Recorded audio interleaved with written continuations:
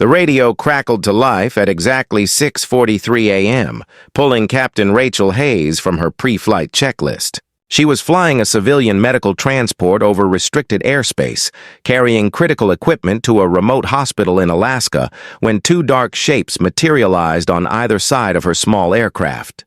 Her breath caught as she recognized them, F-22 Raptors, the most advanced fighter jets in the United States Air Force. Their presence meant she'd somehow crossed into forbidden territory, and her heart hammered against her ribs as the lead pilot's stern voice filled her headset, demanding immediate identification and ordering her to change course. Before we begin, tell us in the comments where in the world you're watching from. Rachel's fingers trembled as she reached for the radio transmitter. She'd been flying for 12 years, through storms and emergencies, but nothing had prepared her for this moment.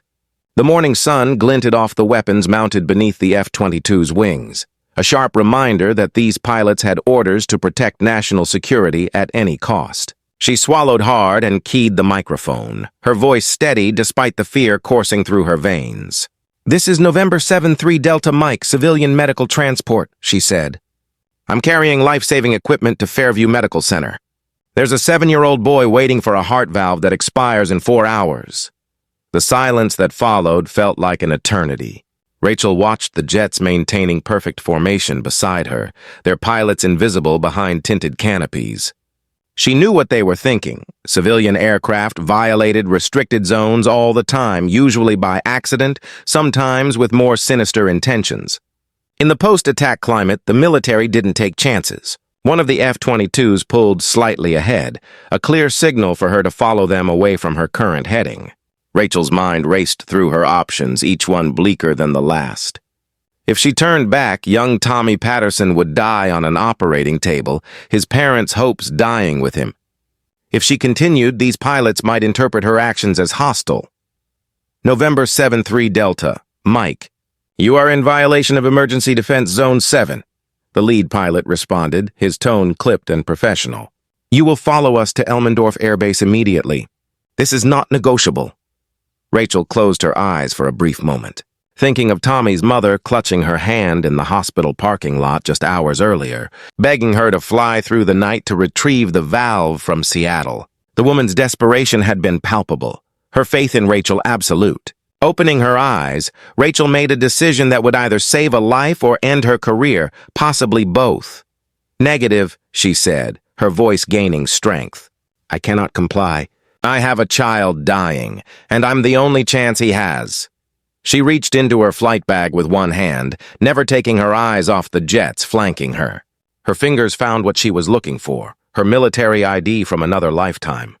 Rachel hadn't told anyone in her civilian life that she'd served, that she'd been a Black Hawk pilot who'd flown 73 combat missions before an injury grounded her from military service. She'd left that identity behind, trading fatigues for scrubs, combat zones for mercy flights. The lead F-22 pilot's voice came back sharper, warning her that continued violation would result in forced landing procedures. Rachel's hands were steady now as she switched to the emergency military frequency she'd hoped never to use again. "Viper 1, this is Mercy Angel," she said, using her old call sign.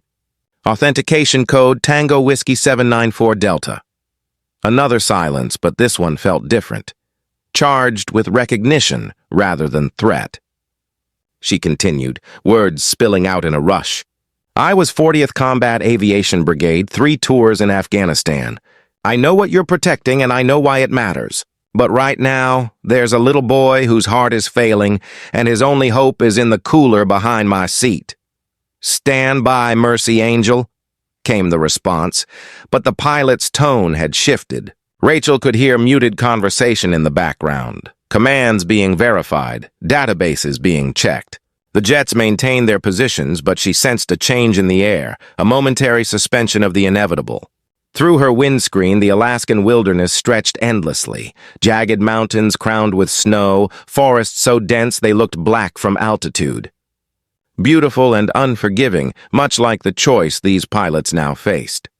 At 6:51 a.m., a new voice came through the radio, older, bearing the weight of command authority. "Mercy Angel, this is Colonel Martinez, Elmendorf Command."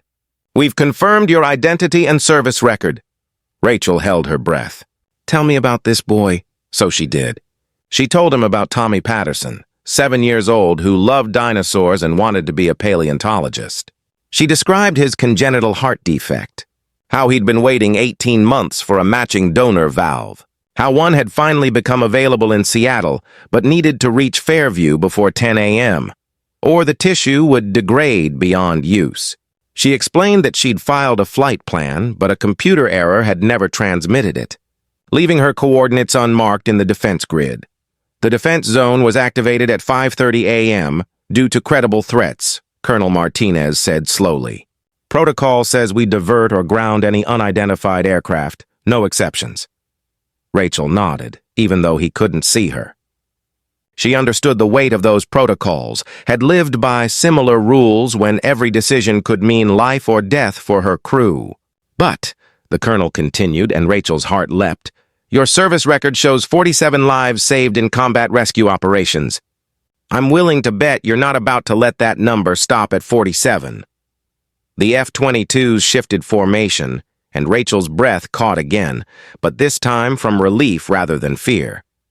Mercy Angel, you are hereby granted emergency medical exemption, the lead pilot announced, his voice now carrying a note of respect. We'll provide escort through the defense zone. Fairview Medical is 73 miles northeast. At your current speed, you'll arrive at 7:48 a.m. Rachel felt tears prick her eyes, but blinked them back. She had a job to finish. As they flew, the lead pilot, who introduced himself as Captain Jake Morrison, asked about her missions in Afghanistan. Rachel found herself sharing stories she'd buried for years.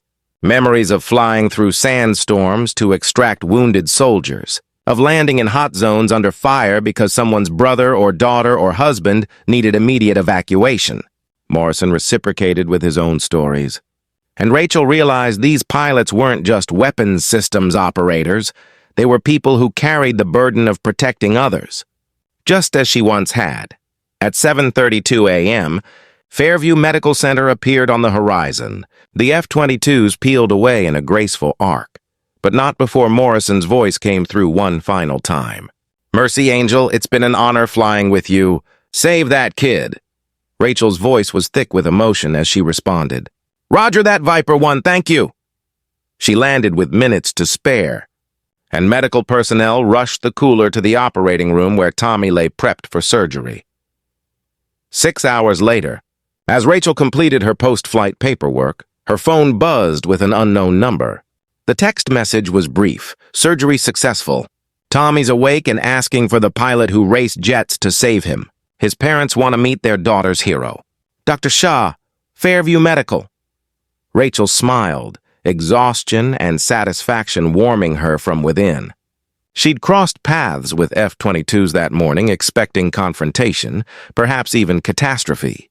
Instead, she'd found something she'd lost when she left the military.